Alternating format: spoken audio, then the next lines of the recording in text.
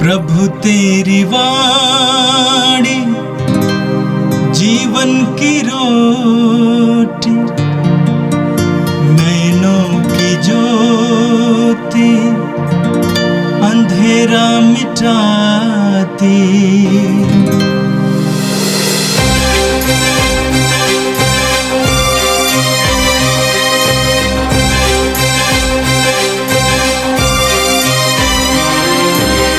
प्रभु तेरी वाणी जीवन की रोटी, नैनों की ज्योति अंधेरा मिटाती।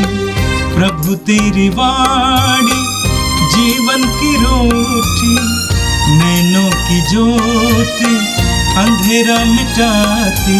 वाणी वाणी वाणी वाणी वाणी पवित्र है, शाश्वत है, जीवन का मन्ना है। 23 जनवरी शुक्रवार। पहला पाठ शमूएल का पहला ग्रंथ अध्याय 24 पद संख्या 3 से 21 तक। मैं उस पर हाथ नहीं डालूंगा, क्योंकि वह प्रभु का अभिषिक्त है। साउल समस्त इस्राएल के 3000 चुने हुए योद्धाओं को लेकर जंगली बकरों की चट्टानों के पूर्व में दाऊद और उसके साथियों का पता लगाने निकला। वह रास्ते के किनारे पर भेड़ बाड़ों के पास पहुंचा। वहां एक गुफा थी और शाऊल शौच करने के लिए उस गुफा में घुस गया। दाऊद और उसके साथी उस गुफा के भीतरी भाग में बैठे हुए थे।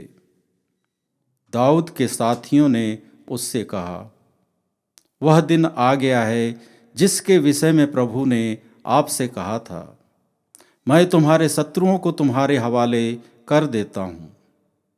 उसके साथ वही करो जो तुम्हें उचित लगे। दाऊद ने उठकर चुपके से साउल के वस्त्र का टुकड़ा काट दिया। दाऊद का हृदय धड़कने लगा, क्योंकि उसने साउल के वस्त्र का टुकड़ा काट दिया, और उसने अपने साथियों से कहा, प्रभु यह ना होने दे कि मैं अपने स्वामी प्रभु के अभिषिक्त पर हाथ डालूं, क्योंकि प्रभु ने उनका अभिषेक किया है। दाऊद ने यह कहते हुए अपने साथियों को रोका और उन्हें साउल पर आक्रमण करने नहीं दिया। साउल उठकर गुफा से बाहर निकला और अपने रास्ते चला गया। दाऊद भी गुफा से निकला और उसने साउल से पुकार कर कहा, हे मेरे स्वामी, मेरे राजा। साउल ने मुड़कर देखा और दाऊद ने मुँह के बल गिरकर उसे दंडवत किया। तब दाऊद ने साउल से कहा, आप क्यों उन लोगों की बातें सुनते हैं जो कहते हैं कि दाऊद आपकी हानि करना चाहता है? आपने आज अपनी आँखों से देखा कि प्रभु ने आज गुफा में आपको मेरे हवाले कर दिया था, और मेरे साथी चाहते थे कि मैं आपको मारूं, किंतु मैं यह कहते हुए आपको बचाया कि मैं अपने स्वामी पर हाथ नहीं डालूंगा, क्योंकि वह प्रभु का अभिषिक्त है। देखिए पिताजी, अपने वस्त्र का टुकड़ा मेरे हाथ में देखिए। मैंने आपके वस्त्र का टुकड़ा तो काट दिया, किंतु आपको नहीं मारा। इससे यह जान लीजिए कि मुझ में ना तो आपकी बुराई करने का विचार है और न विश्वासघात। मैंने आपके साथ कोई अन्याय नहीं किया, फिर भी आप मेरे प्राण लेने पर उतारू हैं। प्रभु हम दोनों का न्याय करे। प्रभु आपको मेरा बदला चुकाए। मैं आप पर हाथ नहीं डालूंगा। यह पुरानी कहावत है, बुरे लोगों से बुराई पैदा होती है, इसलिए मैं आपका हाथ नहीं डालूंगा। इस्राएल के राजा किससे लड़ने निकले? आप किसका पीछा कर रहे हैं? मरे हुए कुत्ते का या किसी पिस्सू का? प्रभु निर्णय देगा और हम दोनों का न्याय करेगा।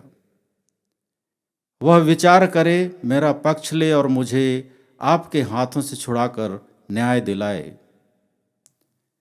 जब दाऊद साउल से यह सब बातें कह चुका था तो साउल ने कहा, दाऊद बेटा, क्या यह तुम्हारी आवाज़ है? इसके बाद साउल फूट फूट कर रोने लगा और दाऊद से बोला, न्याय आपके पक्ष में है। तुमने मेरे साथ भलाई की और मैंने तुम्हारे साथ बुराई की है। तुमने आज इसका प्रमाण दिया कि तुम मेरी भलाई चाहते हो। प्रभु ने मुझे तुम्हारे हवाले कर दिया था और तुमने मुझे नहीं मारा। जब शत्रु वश में आ गया हो तो कौन उसे यूं ही जाने देता है? तुमने आज मेरे साथ जो भलाई की है, प्रभु तुमको उसका बदला चुकाए। अब मैं जान गया हूँ कि तुम अवश्य राजा बनोगे और तुम्हारे राज्यकाल में इस्राएल फलेगा फूलेगा। यह प्रभु की वाणी है। संत मार्कुस के अनुसार पवित्र सुसमाचार अध्याय 3 वाक्य 13 से 19 तक। ईसा पहाड़ी पर चढ़े। वे जिनको चाहते थे उनको उन्होंने अपने पास बुला लिया।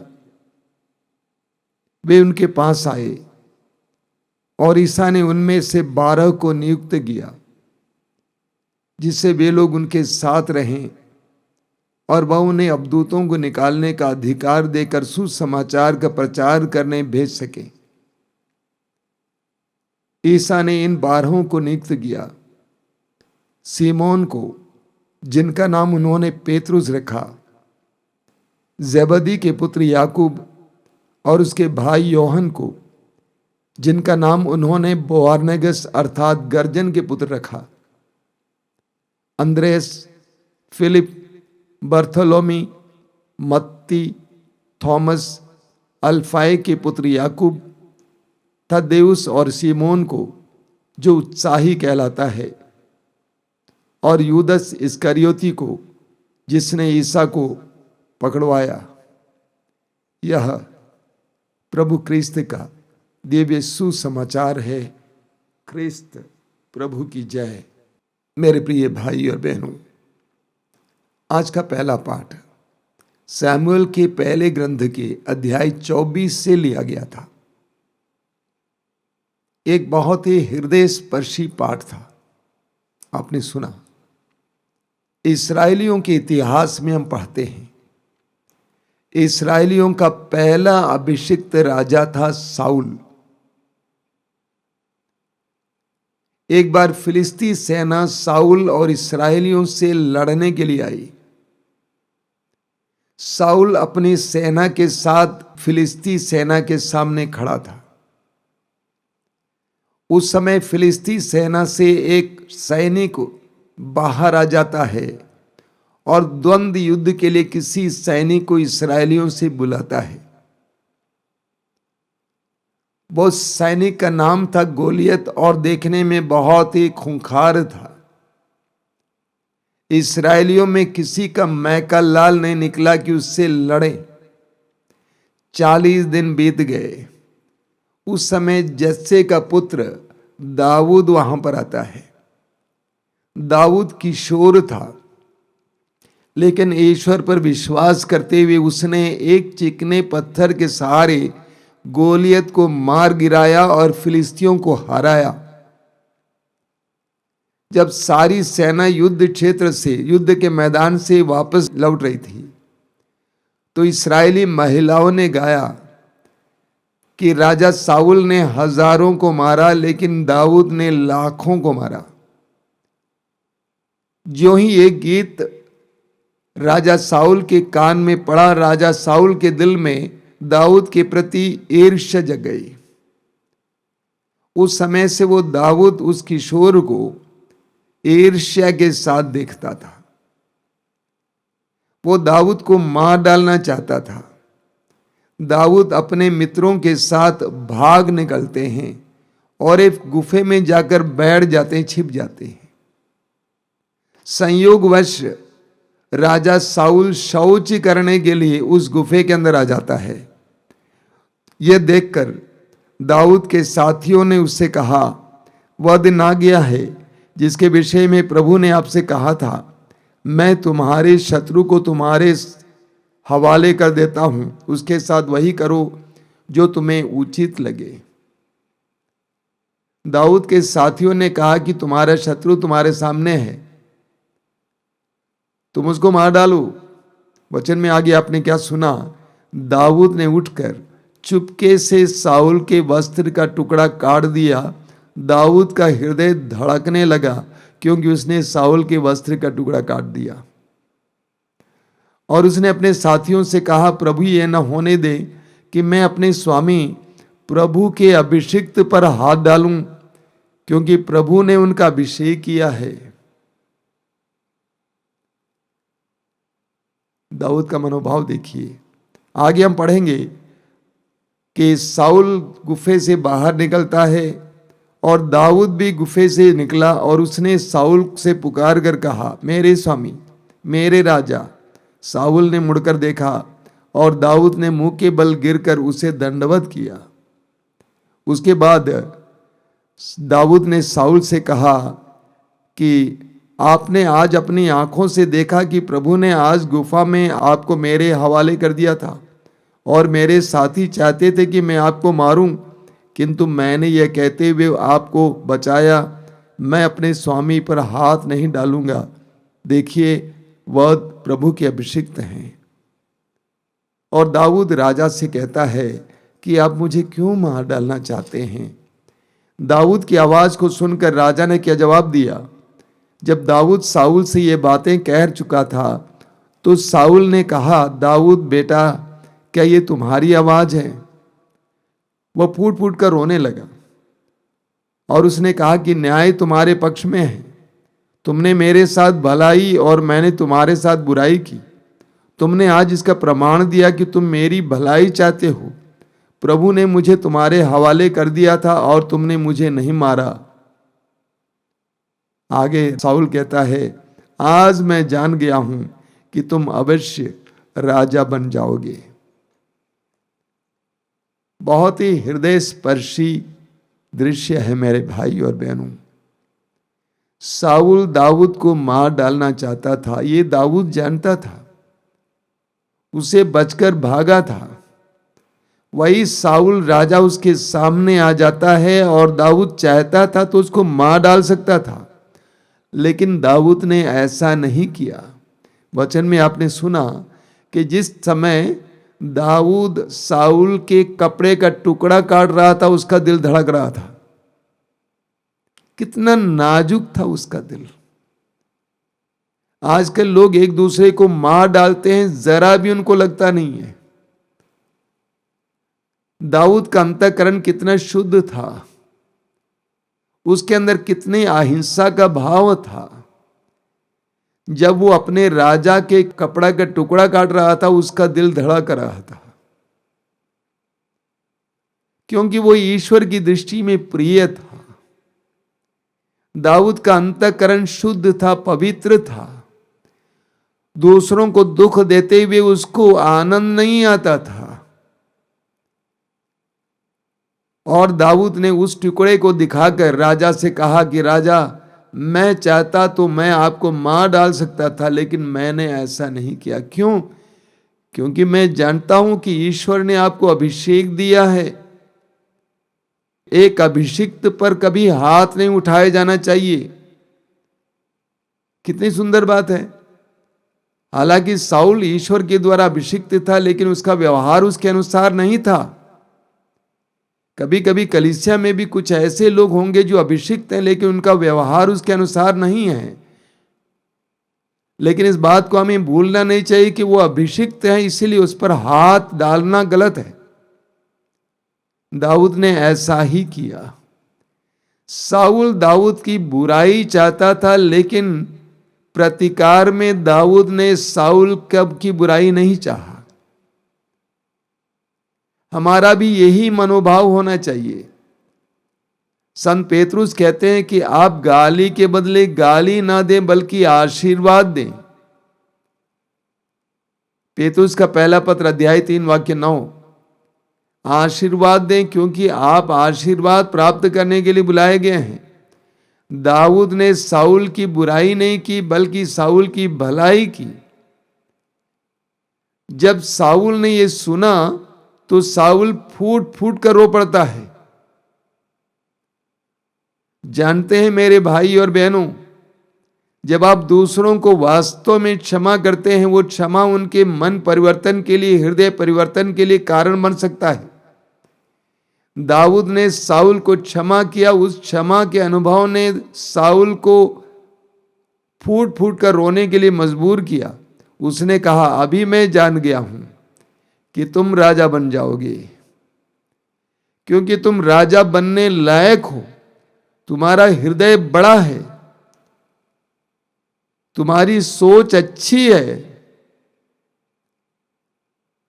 राजा दाऊद जो बाद में राजा बना, हमारे लिए एक सुंदर उदाहरण है। हमारे प्रतिदिन के जीवन में कितने ही लोग हमें दुख देते हैं और अक्सर हम उनकी बुराई चाहते हैं, बुराई सोचते हैं। दाऊद से हम सीखें, हम भलाई करें, गाली के बदले गाली ना दें। पौलुस कहते हैं, आप बुराई से हार ना माने बल्कि भलाई के द्वारा बुराई पर जीत पाए। और आज का सुसमाचार संत मार्कुस के सुसमाचार के अध्याय 3 से लिया गया था। वचन में आपने सुना कि ईसा पहाड़ी पर चढ़े, जिनको चाहते थे उनको उन्होंने अपने पास बुला लिया। वे उनके पास आए और ईसा ने उनमें से 12 को नियुक्त किया, जिससे वे लोग उनके साथ रहें और वह उन्हें अबदूतों को निकालने का अधिकार देकर सुसमाचार का प्रचार करने भेज सके। प्रभु यीशु एक पहाड़ी पर चढ़े, ऊंचे स्थान पर बैठ गए और प्रभु अपने शिष्यों में से 12 लोगों को अपने पास बुला लिए। यीशु के ढेर सारे शिष्य थे, उनमें से प्रभु ने 12 लोगों को चुना। ये 12 संख्या क्यों ली गई? याकूब के 12 पुत्र थे, उनके नाम पर 12 गोत्र बनाए गए थे। इसलिए प्रभु यीशु चाहते थे कि उसी तर्ज में अपने शिष्य, अपने प्रेरित भी 12 जन हों। प्रभु ने 12 को चुना। वचन में लिखा हुआ है कि यीशु उन्हें चाहते थे। यीशु का बुलाया हुआ हर शिष्य यीशु के चाह के अनुसार बुलाया गया है। यीशु उन्हें चाहते थे, इसीलिए उन्होंने अपने पास बुलाया। वे उनके पास गए, यीशु के करीब गए। आगे लिखा हुआ है कि प्रभु ने इन 12 को क्या के लिए नियुक्त किया? जिससे वे लोग उनके साथ रहें और वह अबदूतों को निकालने का अधिकार देकर सुसमाचार का प्रचार करने भेज सके। इन 12 को चुना प्रभु ने 2 मतलब से। पहला मतलब है कि उनके साथ रहें, और ये 12 प्रेरित यीशु के साथ रहे। हम जानते हैं किसी के साथ रहने से क्या होता है। एक छोटा सा उदाहरण ले, अक्सर मैं देता भी हूं। मान लीजिए एक चुंबक है, चुंबक के पास एक लोहा डाला जाता है, उससे लगाकर लगाया जाता है, जोड़कर। तो कुछ समय के बाद वो लोहा भी चुंबक बन जाता है। ठीक इसी तरह प्रभु चाहते थे कि वे उनकी तरह बने, और प्रभु चाहते थे कि वे अधिकार प्राप्त करें ताकि वे अबदूतों को निकालें और सुसमाचार को सुनाएं। प्रभु के चुने हुए शिष्यों को तभी अधिकार प्राप्त होता है जब वे यीशु के साथ रहते हैं। सुसमाचार की सेवा करने वालों को यीशु के साथ रहना पड़ता है, यानी प्रार्थना में समय बिताने की आवश्यकता है। हम जितना प्रभु से जुड़ेंगे उतना ज्यादा हमारे अंदर प्रभु के गुण आ जाएंगे, प्रभु का सामर्थ्य आ जाएगा। आगे वचन में आपने सुना 12 शिष्यों का क्या नाम है, एक एक नाम दिया गया है। मतलब जानबूझकर, सोच समझकर यीशु ने उनको बुलाया। और इस दल में 12 में अलग अलग प्रकार के लोग हैं। उसमें कुछ मछुए हैं, उसमें कुछ चुंगी लेने वाले हैं, उसमें कोई यूदस करयोती भी है जो यीशु को पकड़वाने वाला था। यानी जब प्रभु ने 12 को चुना, नियुक्त किया, तो अलग अलग बैकग्राउंड से, पृष्ठभूमि से लोगों को चुना, एक प्रकार के लोगों को नहीं रखा। जब भी हम लोगों को चुनते हैं, किस तरह के लोगों को चुनते हैं? जो हमें पसंद हैं, हमारे हैं, हमारी बिरादरी के हैं, हमारे धर्म के हैं। प्रभु यीशु का हृदय बहुत बड़ा था, उनका मन बहुत बड़ा था, विशाल मनस्क थे, विशाल हृदय थे। इसीलिए प्रभु ने अपने 12 प्रेरितों में हर प्रकार के लोगों को प्रतिनिधित्व दिया। हमें प्रभु से सीखना चाहिए, हमें सार्वभौमिक बनना चाहिए, हमें एक ही तरह के लोगों को नहीं बनना चाहिए। हर प्रकार के लोगों को हमारे शिष्यों में संगति मिले। यीशु हमारे लिए एक बहुत सुंदर नमूना है, विशाल हृदय बनने के लिए, विशाल मनस्क बनने के लिए। और हम सभी लोग यीशु के शिष्य शिष्याएं बनने बुलाए गए हैं। हम भी प्रेरितों से सीखें, यीशु के साथ रहें और यीशु से सामर्थ्य पाएं। आइए हम प्रार्थना करें। अपनी आंखें बंद कीजिए। प्रभु, हम तुझे धन्यवाद देते हैं आज के सुंदर दिन के लिए, तेरे पवित्र वचनों के लिए हम तुझे धन्यवाद देते हैं।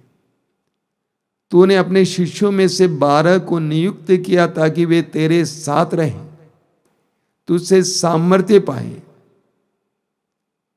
हम हर एक विश्वासी और मसीही को इसकी कृपा दीजिए कि हम तेरे साथ रहें, प्रार्थना में समय बिताएं, वचन पढ़ने में समय बिताएं और तुझसे सामर्थ्य प्राप्त करें।